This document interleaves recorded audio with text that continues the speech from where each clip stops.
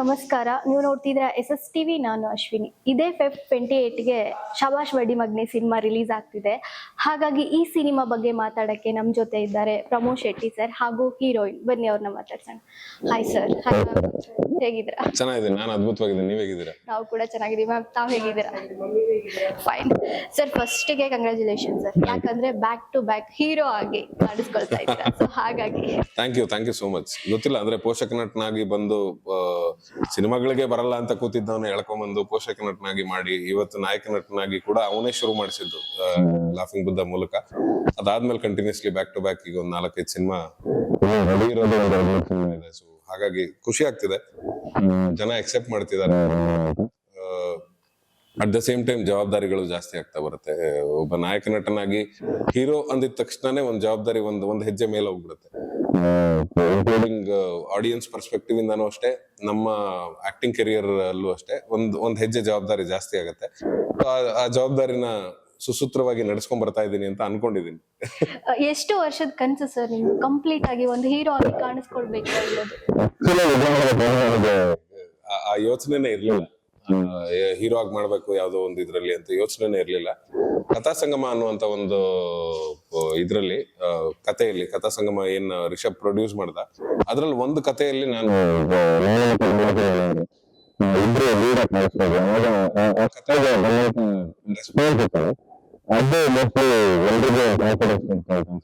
ಇವ್ನ ಹೀರೋ ಮಾಡಬಹುದು, ಕ್ಯಾರಿ ಮಾಡ್ತಾನೆ ಅಂತ.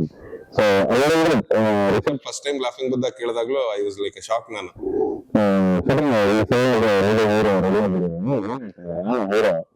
ದುಡ್ಡಾಗ್ತಾ ಇದೆ ನೀನು ಅಂತ, ಕತೆ ದುಡ್ಡಾಗ್ತಾ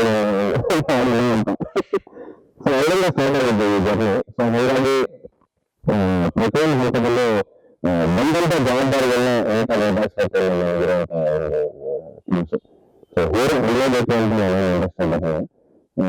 ಒಳ್ಳೊಳ್ಳೆ ಕ್ಯಾರೆಕ್ಟರ್ ಮಾಡ್ಬೇಕು ಅಂತಂದ್ರೆ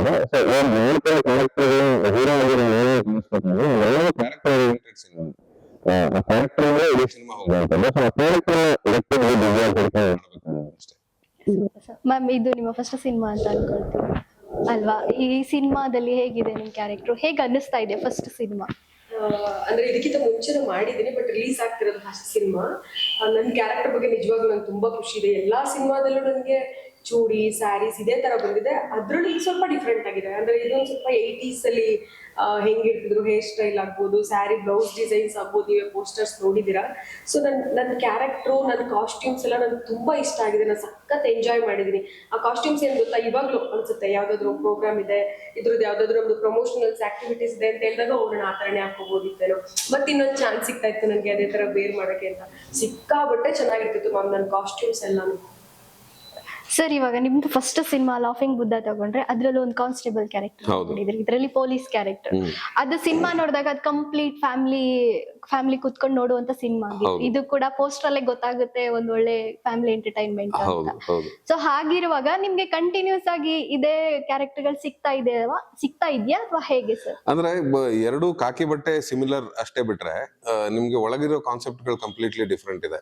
ಲಾಫಿಂಗ್ ಬುದ್ಧಾಗ ಬಂದ್ರೆ ನಿಮ್ಗೆ ಅವ್ನು ತುಂಬಾ ಇನ್ನೋಸೆಂಟ್ ಇನ್ಸ್ಪೆಕ್ಟರ್, ಅದರಲ್ಲಿ ಕಾನ್ಸ್ಟೇಬಲ್, ಅದರಲ್ಲಿ ತುಂಬಾ ಸಾಫ್ಟ್ ಕ್ಯಾರೆಕ್ಟರ್. ಅವ್ನು ಯಾರಿಗೂ ಬೈಯಲ್ಲ, ಯಾರಿಗೂ ಹೊಡಿಯಲ್ಲ, ಯಾರಿಗೂ ರೇಗಲ್ಲ, ಆ ತರದ್ ಒಂದು ಕ್ಯಾರೆಕ್ಟರ್ ಅದು. ಸೊ ಅಲ್ಲಿ ಆ ಕ್ಯಾರೆಕ್ಟರೈಸೇಷನ್ ಬೇರೆ ತರ ಇದೆ. ಇಲ್ಲಿ ಇವನು ಕಂಪ್ಲೀಟ್ ಸೋಂಬೇರಿ, ಎಲ್ರಿಗೂ ರೇಗಿಸ್ಕೊಂಡು ತಮಾಷೆ ಮಾಡ್ಕೊಂಡು ಸ್ಟೇಷನ್ ಅಲ್ಲಿ ಎಲ್ಲಾರ್ಗು ಬೈಕೊಂಡು ಕೆಲಸ ಮಾಡಕ್ ಇಷ್ಟ ಇಲ್ಲದೆ ಕೆಲ್ಸಕ್ಕೆ ಬಂದಿರೋ ತರ. ಯಾಕಂದ್ರೆ ಹೊಸದಾಗಿ ಮದುವೆ ಆಗಿರ್ತಾನೆ, ಹೆಂಡತಿಯಿಂದನೇ ಜಾಸ್ತಿ ಸುತ್ತಾ ಇರ್ತಾನೆ, ಕೆಲ್ಸಕ್ಕೆ ಬರಲ್ಲ. ಸೊ ಈ ತರದ ಕ್ಯಾರೆಕ್ಟರ್. ಸೊ ಇದನ್ನು ಕಂಪ್ಲೀಟ್ ಆಗಿ ಬೇರೆನೆ ಇದೆ. ಅಂದ್ರೆ ಕಾಕಿ ಬಟ್ಟೆ ಒಂದೇ ಕಾಮನ್ ಆಗಿರುತ್ತೆ ಬಿಟ್ರೆ ಒಳಗಡೆ ಇರುವಂತ ವ್ಯಕ್ತಿ ಬದಲಾಗ್ತಾ ಹೋಗ್ತಾನೆ. ಸೊ ಇಲ್ಲಿ ಹೇಮಂತ್ ಕುಮಾರ್ ಅನ್ನುವಂತ ಪೊಲೀಸ್ ಆಫೀಸರ್ ಏನಿದ್ದಾನೆ, ಇವನು ಆ ಹೊಸದಾಗಿ ಮದುವೆ ಆಗಿರೋ ಗಂಡ ಹೆಂಡತಿ ಹೋಗಿರ್ತಾನೆ, ಆ ಫೀಲಿಂಗ್ ಅಲ್ಲೇ ಇರ್ತಾನೆ. So more than inspector, he is a family person. So ಅಲ್ಲಿ ನಿಮ್ಗೆ ಅವ್ನು ಇನ್ನೋಸೆಂಟ್ ಆಗಿದ್ದನ್ನ ಹೇಗೆ ಅವ್ನ್ ವೆಯ್ಟ್ ಗೇನ್ ಗೋಸ್ಕರ ಹೇಗೆ ಮಿಸ್ಯೂಸ್ ಮಾಡ್ಕೋತಾರೆ, ಅಥವಾ ಅದು ವೆಯ್ಟ್ ಗೇನ್ ಅನ್ನ ಯೂಶಲಿ ಹೇಳ್ತಾರೆ. ಅಂದ್ರೆ ಟ್ರಾಫಿಕ್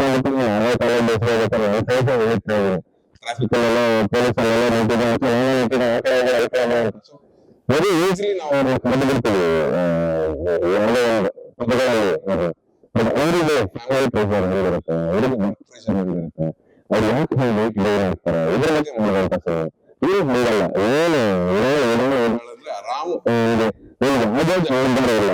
ಅವ್ರ ಅಪ್ಪನೇ ಹೇಳ್ತಿರ್ತಾರೆ, ಅವ್ರ ತಾತನೇ ಹೇಳ್ತಿರ್ತಾರೆ, ಜವಾಬ್ದಾರಿ ಅಂತ ಪೊಲೀಸ್ ಆಫೀಸರ್ ಕಣ ನೀನು ಅಂತ. ಸೊ ಅಷ್ಟು ಆರಾಮಾಗಿರುವಂತ ಒಬ್ಬ ವ್ಯಕ್ತಿ. ಈ ಶಬಾಷ್ ಬಡ್ಡಿ ಮಗ್ನೆ ಅನ್ನೋದು ನಿಮಗೆ ಯೂಸ್ ಮಾಡುವಂತ ವರ್ಡ್ ಅಥವಾ ನೀವು ಬೇರೆಯವ್ರಿಗೆ ಯೂಸ್ ಮಾಡುವಂತ ವರ್ಡ್ ಸಿನಿಮಾದಲ್ಲಿ? ಸಿನಿಮಾದಲ್ಲಿ ನನಗೆ ಯೂಸ್ ಮಾಡುವಂತ ವರ್ಡ್ ಇದು, ಬೇರೆಯವರು ನನಗೆ ಯೂಸ್ ಮಾಡೋದು. ಯಾಕೆಂದ್ರೆ ಈಗ ಯೂಶಲಿ ನಾವು ಎಲ್ಲರ ಮನೇಲೂ ಒಬ್ಬ ವ್ಯಕ್ತಿ ಇರ್ತಾನೆ, ಇವನ್ ಕೆಲ್ಸಕ್ಕೆ ಬರಲ್ಲ ಕಣ, ಇವ್ನ್ ವೇಸ್ಟ್ ಕಣ ಅಂದಾಗ ಅವ್ನೇನೋ SSLC 99% ತೆಗ್ದ ಅನ್ಕೊಳ್ಳಿ, ನಿಮ್ಗೆ ಏನ್ ಅನ್ಸುತ್ತೆ? ಶಬಾಷ್, ನಮ್ಗೆ ಉದ್ಗಾರದ ಮಾತು ಸಿನಿಮಾದಲ್ಲಿ ಬರುವಂತದ್ದು ಇದು. ಪರವಾಗಿಲ್ಲ, ನಿನ್ನ ಬರೀ ಹೆಂಡತಿಯಿಂದ ಸುತ್ತಾಡ್ತಾನೆ ಸೆರ್ಗಿಡ್ಕೊಂಡು ಅನ್ಕೊಂಡ್ರೆ ಕೇಸ್ ಸಾಲ್ವ್ ಮಾಡ್ಬಿಟ್ಯಾ ನೀನು ಅಂತಾರಲ್ಲ, ಸೊ ಆತರ ಶಬಾಷ್ ಬಡ್ಡಿ ಮಗನೆ ಅಂತ ಬರೋದು. ಸೊ ನನಗೆ ಉಪಯೋಗಿಸ್ತಾರೆ ಸಿನಿಮಾದಲ್ಲಿ. ಅಂದ್ರೆ ಅಚಾನಕ್ ಆಗಿ ಕೇಸನ್ನ ಸಾಲ್ವ್ ಮಾಡೋ ಅಂತದ ಅಥವಾ ಪರವಾಗಿಲ್ಲ? ಅಲ್ಲ, ಅಂದ್ರೆ ಅವ್ನು ಅಷ್ಟು ಲೇಸಿಯಾಗಿ ಇದ್ಕೊಂಡು ಅವನ ಬ್ರಿಲಿಯನ್ಸಿಲಿ ಅವನು ಕೇಸನ್ನ ಸಾಲ್ವ್ ಮಾಡ್ತಾನೆ. ಅದಾಗೆ ಅದು ಸಾಲ್ವ್ ಆಗುವಂತದ್ದಲ್ಲ, ಇವನ್ ಬ್ರಿಲಿಯನ್ಸ್ ಇಂದ ಇವನು ಸಾಲ್ವ್ ಮಾಡ್ತಾನೆ ಅದನ್ನ. ಸೊ ಹಂಗಾಗಿ ಎಲ್ರಿಗೂ ಶಾಕ್ ಆಗತ್ತೆ, ಇವ್ನು ನೋಡಿದ್ರೆ ಹಿಂಗೆ ಓಡಾಡ್ಕೊಂಡು ಆರಾಮಾಗಿ ಸ್ಟೇಷನ್ಗೆ ಬರ್ದೆ ಮನೇಲಿ ಇದ್ಕೊಂಡು ಹೆಂಡತಿ ಜೊತೆನೆ ಸುತ್ತಾಡ್ಕೊಂಡು ಅವಳ ಜೊತೆನೆ ಇದ್ದು ಇವ್ನು ಹೆಂಗೆ ಈ ಕೇಸನ್ನ ಸಾಲ್ವ್ ಮಾಡ್ದ ಅಂತ ಆಮೇಲೆ ಆ ಕ್ಲೈಮ್ಯಾಕ್ಸ್ ಅಲ್ಲಿ ರಿವೀಲ್ ಮಾಡ್ತಾ ಹೋಗ್ತಾರೆ. ಆದ್ರೆ ಇವನ ಬ್ರಿಲಿಯನ್ಸಿಯಿಂದ ಅದಷ್ಟು ಕೇಸನ್ನ ಅವನು ಸಾಲ್ವ್ ಮಾಡಿದಾನೆ ಅನ್ನೋದು ಹಂಗೆ. ಮ್ಯಾಮ್, ಫಸ್ಟ್ ಪ್ರಮೋದ್ ಸರ್ಗೆ ಜೋಡಿಯಾಗಿ ಮಾಡಿದೀರಾ, ಅದು ಅಲ್ಲೇ ಈ ಜೋಡಿ ಹೇಗ್ ವರ್ಕ್ ಆಗುತ್ತೆ ಅಂತ? ಈ ಸಾಂಗ್ ಎಲ್ಲ ನೋಡಿದ್ರಿ ಅನ್ಕೋತೀನಿ ಮ್ಯಾಮ್, ನಿಮ್ಗೆ ಹೆಂಗ್ ಅನಿಸ್ತು ನಮ್ ಸಾಂಗ್? ಅದನ್ನೇ ಹೇಳ್ಬೇಕಿತ್ತು. ಅದ್ರಲ್ಲೂ ರೊಮ್ಯಾಂಟಿಕ್ ಸಾಂಗ್ ಅಂತೂ ಅದು ನಂಬಕ್ಕೆ ಆಗಲ್ಲ ಸೀರಿಯಸ್ಲಿ ನೋಡಿದಾಗ. ನಮ್ಮನೇಲಿ ಯಾರು ನಂಬಿಲ್ಲ ಮ್ಯಾಮ್, ಎಲ್ರಿಗೂ ಶೇರ್ ಮಾಡ್ತಾ ಇದ್ರೆ ಸರ್ ಇದು ಪ್ರಮೋದ್ ಸರ್ ನ ಹಿಂಗ್ ತೋರ್ಸ್ಬಿಟ್ಟಿದಾರೆ, ಫುಲ್ ಎಲ್ಲರೂ ಶಾಕ್ ಆಗ್ತಿದ್ದಾರೆ, ಸರ್ ಕೈಲಿ ಏನೇನೆಲ್ಲ ಮಾಡ್ತಿದ್ದಾರೆ ಅಂತ. ಸರ್, ಈ ಸಾಂಗ್ ಬಗ್ಗೆ ಫಸ್ಟ್ ಕೇಳ್ಬೇಕಾಗಿದೆ, ನಿಮ್ಮ ವೈಫ್ ಏನ್ ಹೇಳಿದ್ರು ನೋಡಿ? ಸ್ಟಾರ್ಟಿಂಗ್ ಎಲ್ಲಾ ಹೆಂಡ್ತಿರ್ದು ಹೆಂಗಿರುತ್ತೆ ರಿಯಾಕ್ಷನ್ ಹಂಗೆ ಇತ್ತು ಇವಳ್ದುನು. ಏನ್ರಿ ಇದ್ರಿ ಇದೆಲ್ಲ ಸ್ಕ್ರೀನ್ ಮುಂದೆ ಮಾಡೋ ಅಂತದ, ಇವೆಲ್ಲ ಹಿಂಗೆಲ್ಲ ಮಾಡ್ಕೊಂಡು ಏನಿತ್ತು ಅಂತ. ಅಂಡ್ ನಾನು ಈ ತರದ್ದೇನು ಟ್ರೈ ಮಾಡದೇ ಇರೋದ್ರಿಂದ ಅವಳಿಗೂ ಒಂದ್ಸರಿ ಆಶ್ಚರ್ಯ ಆಯ್ತು. ರಂಗಭೂಮಿ ದಿನಗಳಿಂದ ಇಬ್ರು ಜೊತೆಲೆ ಬಂದಿದ್ರಿಂದ ಸೊ ಅವಳು ಯಾವತ್ತೂ ನನ್ನನ್ನು ಈ ತರ ಎಕ್ಸ್ಪೆಕ್ಟ್ ಮಾಡಿರಲಿಲ್ಲ. ಒಂದಿನ ಇವ್ರನ್ನ ರೊಮ್ಯಾಂಟಿಕ್ ಸಾಂಗ್ ಅಲ್ಲಿ ನೋಡ್ತೀನಿ ಅನ್ನೋದು ಅವಳು ಕೂಡ ಎಕ್ಸ್ಪೆಕ್ಟ್ ಮಾಡಿರಲಿಲ್ಲ. ಸೊ ಅವಳು ನೋಡಿದಾಗ ಅವಳಿಗೆ ಫಸ್ಟ್ ರಿಯಾಕ್ಷನ್ ಹಿಂಗೆ ಇತ್ತು. ಬಟ್ ಅದಾದ್ಮೇಲೆ ಅವಳು ಒಬ್ಳು ನಟಿ ಆಗಿರೋದ್ರಿಂದ ಅವಳಿಗೆ ಅದು ಅರ್ಥ ಆಗತ್ತೆ. ನಾನು ಕೇಳಿದೆ, ನಾನೇನಾದ್ರು ಅಸಹ್ಯ ಕಾಣಿಸ್ತಾ ಇದ್ದೀನ ಆ ತರದ್ ಸಾಂಗ್ ಮಾಡಿ ಅಂತ. ಇಲ್ಲ ಆ ತರದ್ದೇನು ಇಲ್ಲ, ನಿಮ್ಮನ್ ಫಸ್ಟ್ ಟೈಮ್ ಈ ತರ ನೋಡ್ತಾ ಇದೀವಲ್ಲ, ಸೊ ಸರ್ಪ್ರೈಸ್ ಎಲಿಮೆಂಟ್ ಆಗಿ ಕಾಣುತ್ತೆ ಅದು. ಅದ್ ಬಿಟ್ರೆ ಏನು ಇಲ್ಲ, ತುಂಬಾ ಚೆನ್ನಾಗಿ ಮಾಡಿದ್ರೆ ಇಬ್ರು ಅಂತಾನೆ ಹೇಳಿದ್ಲು ಅವಳು. So happy for that. Main ಅಲ್ಲೇ ಅಲ್ವಾ ಸರ್ ಸಪೋರ್ಟ್, ಅವರೇ ಸಪೋರ್ಟ್. ಎಕ್ಸಾಕ್ಟ್ಲಿ. ಅವರು she is the first critic for all my films. ಜನ ಎಷ್ಟು ಹುಚ್ಚೆದ್ದು ಹೊಗಳಿದ್ದಾರೆ ನನಗೆ ಎಷ್ಟೋ ಸಿನಿಮಾಗಳಿಗೆ, ಏನ್ ಮಾಡಿದಿರ ಪ್ರಮೋದ್ ಶೆಟ್ರೆ ಅಂತ. ಅವಳು ಬಂದ್ಬಿಟ್ಟು ಚೆನ್ನಾಗಿಲ್ಲ ಅಂದಿರೋದಿದೆ. ಸೊ ಅವಳು she is my first critic. ಅವಳು ಚೆನ್ನಾಗಿದೆ ಅಂತ ಹೇಳ್ಬಿಟ್ರೆ ಅದೊಂಥರ ರ್ಯಾಂಕ್ ಸಿಕ್ಕಿದಂಗೆ ನನಗೆ. SS TV ಸಿನಿಮಾ ಜಗತ್ತಿನ ಕ್ಷಣ ಕ್ಷಣದ ಸುದ್ದಿಯೊಂದಿಗೆ.